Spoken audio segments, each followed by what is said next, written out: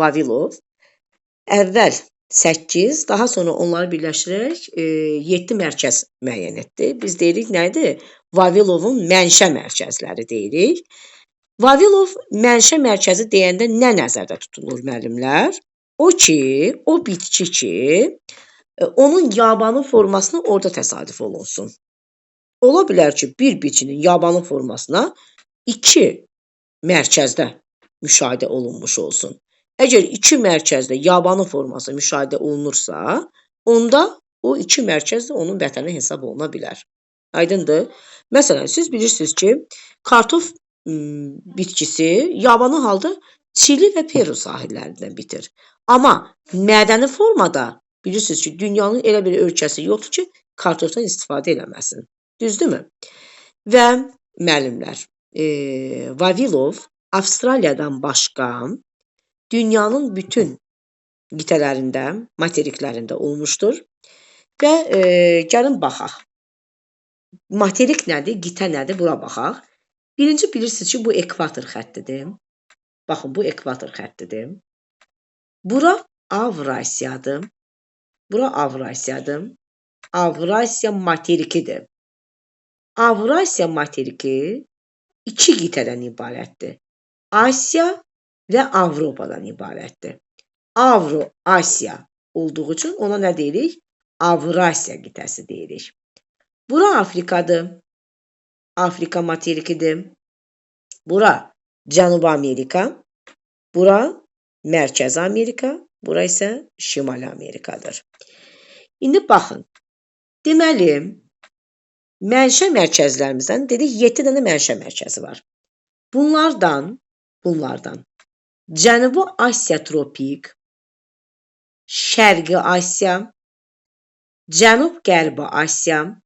Baxın, görürsünüz, Asiyada 3 dənəsinin adı getdi. Cənubi Asiya tropik. Bilirsiniz də, şimal, cənub, şərq, qərb. Şimal, cənub, şərq, qərb.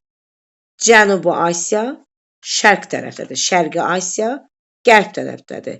Cənub, qərbi Asiya. Aydındır? Bu 3 dənə Asiya qitəsi. Sonra Həbəşistan. Həbəşistan Afrikanın, bax, bu tərəfi, Asiyanın da bu tərəfi. Elə bil Asiyanın qərbi, Afrikanın şərqi gəlib düşəcək sizə Həbəşistanı verəcək. Aydındır? Asiyanın qərbi, Afrikanın şərqi nəyi verəcək? Həbəşistan mərkəzini verəcək. Desə ki, Həbəşistan neçə qitəni özündə birləşdirir? 2 qitəni. Asiya və Afrika qitəsini. Keçirəm Aralıq dənizi sahillərinə. Ən çox qitəni özündə birləşdirən mərkəzdir. Bura Avropa, Afrika və Asiya. Asiyanın qərbi, Avropanın cənubu, Afrikanın da şimalı. Bax, bura verir sizə nəyi? Aralıq dənizi sahillərini. 3 qitəni, ən çox qitəni özündə birləşdirən mərkəz Aralıq dənizidir. Türkiyə Aralıq dənizindədir.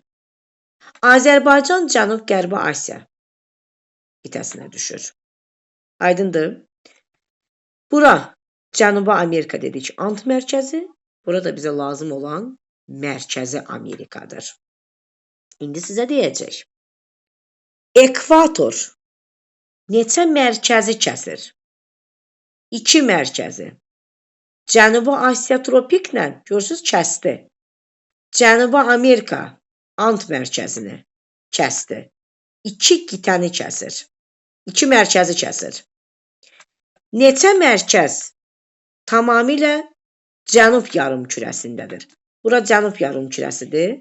Bura şimal yarımkürəsidir. Heç bir mərkəz bütövlükdə diricə cənub yarımkürəsinə düşməyibdir. Sadəcə ekvator bu mərkəzləri kəsdi. Neçəsi bəs sırf şimal yarımkürəsindədir? 7-dən 2'sini çıxacam, 2'sini kəsdi. Demək 5 dənəsi sırf şimal yarımkürəsinə düşür.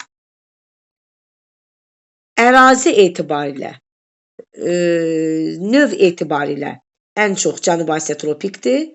Ərazi etibarilə də ən çox Cənubi Asiya tropikdir. Sonra həm qərb, həm şərq yarımkürəsində. Bura şərq yarımkürəsidir, bura qərb yarımkürəsidir. Bax, ortadan bölmüşəm 2 yerə. Həm şərqə, həm qərbə düşən hansı oldu? Aralıq dənizi mərkəzi. Həm qərb yarımkürəsinə, həm şərq yarımkürəsinə düşdü. Aydındır? Daha sonra, məsələn, deyər ki bizə sualda, neçə mərkəz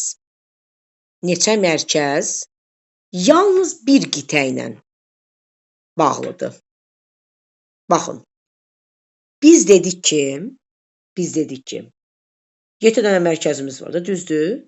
Bunlardan ikisi Həbəşistan, Afrika qitəsi ilə Asiya qitəsini birləşdirdi, yəni 2 qitə ilə bağlıdır, bu getdi.